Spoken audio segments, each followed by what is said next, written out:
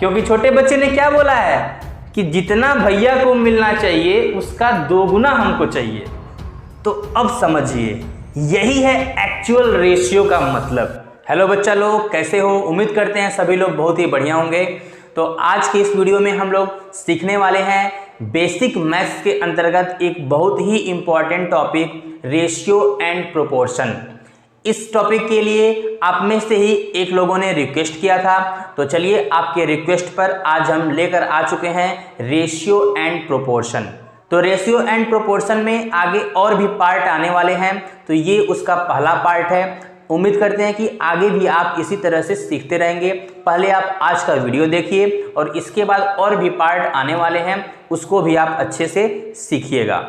तो basically ratio and proportion में होता क्या है, इसमें 2 टॉपिक इंक्लूडेड है। आप देख सकते हैं चैप्टर का इस टॉपिक का नाम ही है रेशियो एंड प्रोपोर्शन। तो जो पहला पार्ट है वो है रेशियो और जो सेकेंड पार्ट है वो है प्रोपोर्शन।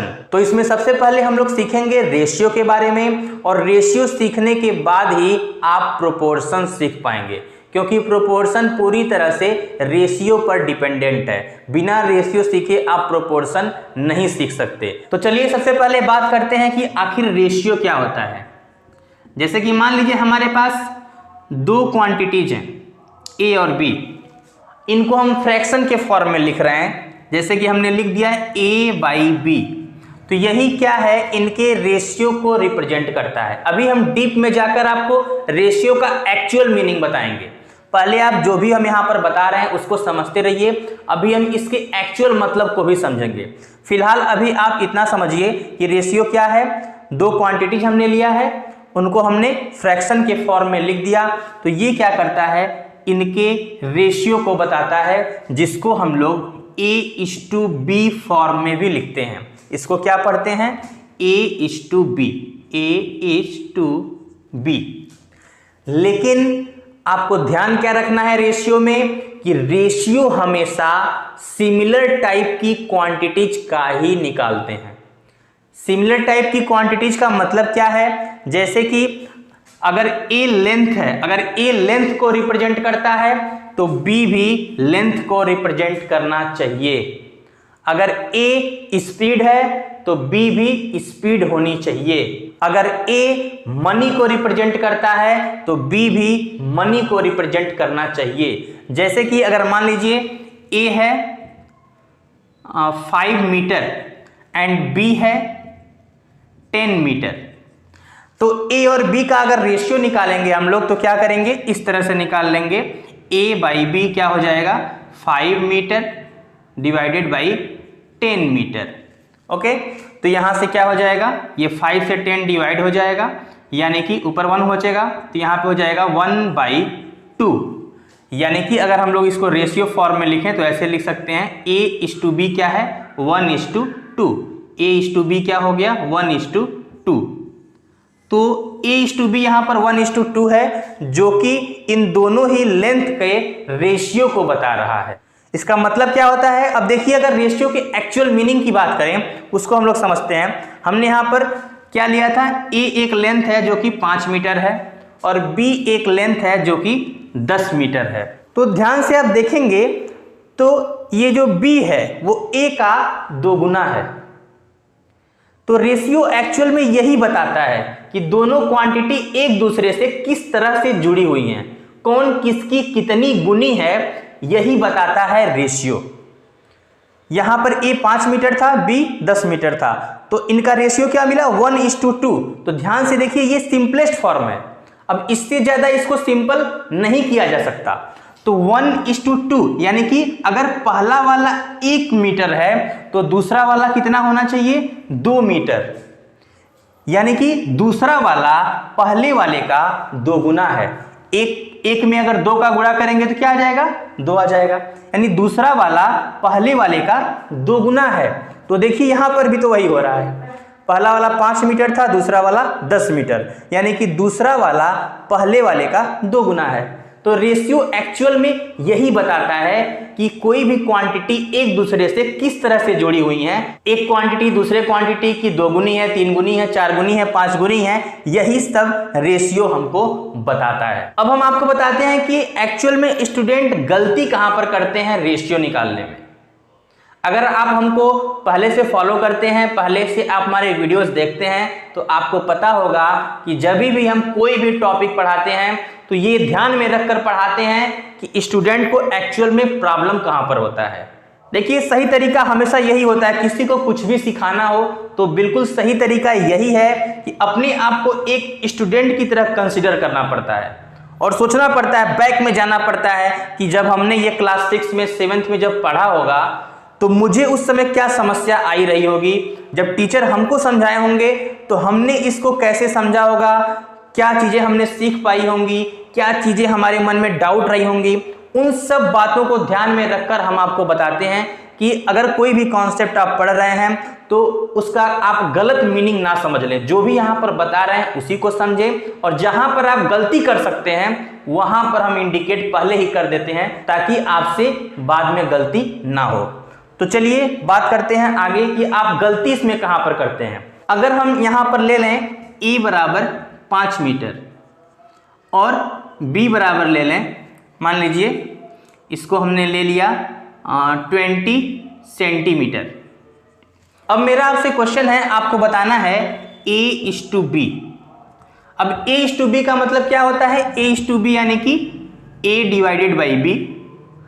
अब यहां पर a क्या है, 5 मीटर है, ये भी लेंथ को रिप्रेजेंट करता है, और b क्या है 20 सेंटीमीटर है, ये भी लेंथ को रिप्रेजेंट करता है, कोई प्रॉब्लम नहीं है। तो a की जगह क्या लिख लेंगे 5 मीटर और यहां पर b की जगह लिख लेंगे 20 सेंटीमीटर। अब जल्दीबाजी में स्टूडेंट गलती क्या करते हैं, वो क्या करते हैं 5 से 20 को डिवाइड करेंगे और यहां पे आंसर लिख देंगे 1:4। लेकिन यहीं पर आपका क्वेश्चन गलत हो गया।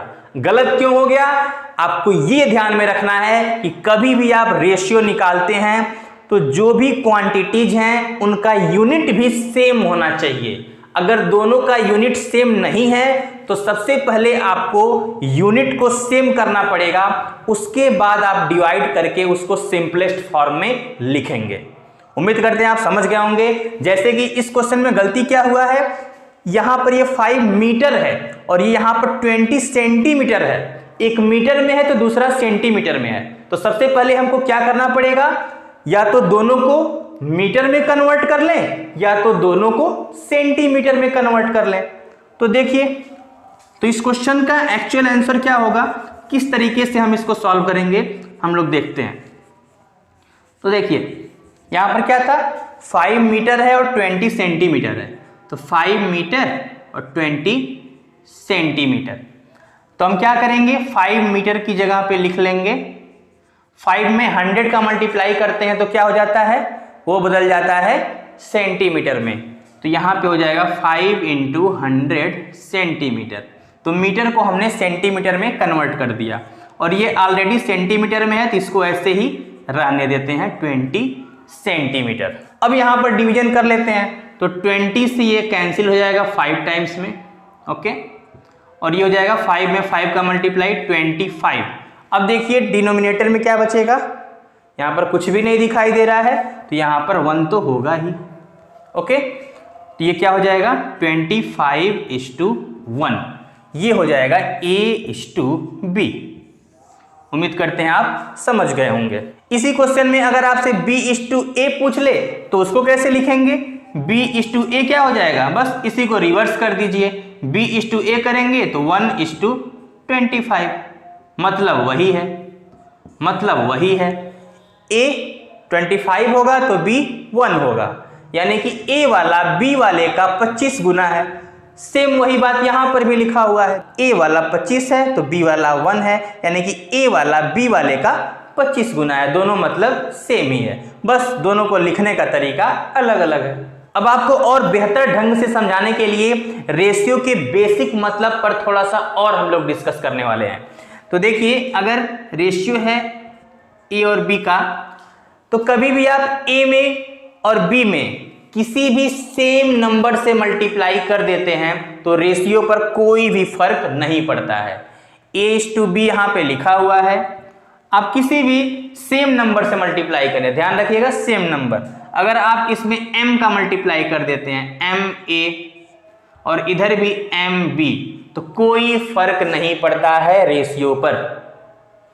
आप A में 5 का मल्टीप्लाई कर दें, B में भी 5 का मल्टीप्लाई कर दें, कोई फर्क नहीं पड़ता है, क्योंकि आप देख सकते हैं ये क्या है, रेशियो एक डिवीजन को भी बता रहा है। यानी कि अगर यहाँ पे m का मल्टीप्लाई हमने किया है, यहाँ भी m का मल्टीप्लाई किया है, तो m से m कैंसिल होके क्या बचेगा, A/B बचेगा। ऐसे ही यहाँ पर 5 से 5 कैंसिल होके क्या बचेगा, A/B बचेगा। तो भले ही देखने में अलग अलग लगे लेकिन रेशियो नहीं चेंज होता है जब भी आप उसमें किसी सेम नंबर से मल्टीप्लाई करते हैं।